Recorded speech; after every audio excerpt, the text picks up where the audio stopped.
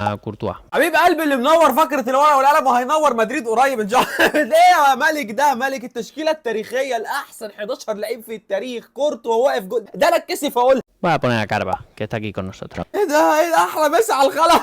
طبعا لما انا عملت تشكيلتي التاريخيه لاحسن 11 لعيب من كام شهر وحطيت كارفاخال، الناس البرشلونيين كلهم قعدوا يقولوا لي انت ما بتفهمش، طب داني الفيس، طب طبعا لما الملك قال كارفاخال خلاص. احب انا النفاق ده. استمراريه يا جماعه، يا جماعه الاستمراريه مع كل احترامنا لداني الفيس، والله بقى الاستمراريه والمساهمات والارقام والبطولات. حبيبي يا ملك بس مدريد مدينه جميله يعني، انا شايف انت تيجي مدريد والرجاله بتوع برشلونه يعملوا لنا فولو ويشجعوا ريال مدريد معانا. izquierdo Jordi Alba. ايه ده؟ انا اسف يا مالك، خليك في برشلونه يا مالك. يعني انا مش هقول لك مارسيلو روبرتو كارلوس يعني، طب باقي يا عم زانيتي حتى مش جوردي قلب.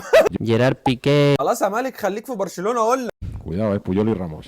Uf, Yo doy alternativa. iba a poner a Van Dijk porque el otro día nos enfrentamos a él con Holanda y ايوه.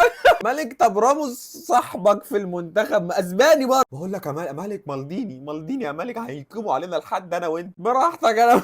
es una bestia. Busqué Xavi Iniesta, te lo digo. دي عندك حق بس ما يشفعلكش للي انت عامله ورا ده يعني، بس بوسكيتس احسن ارتكاز انا شفته الصراحه. طبعا ده ميكس اي برشلونه. Y arriba voy a poner Messi, طب ايه يا مالك بقت تشكيله برشلونه التاريخيه كده؟ Neymar خلاص هو تبت، هو حاسس ان هو طبيعي كان المفروض اتوقعها ان هو حط كارفاخال وكورتوا، فاكيد هتلاقيه بعرها بقى. y Cristiano Ronaldo. Pues sale un equipazo.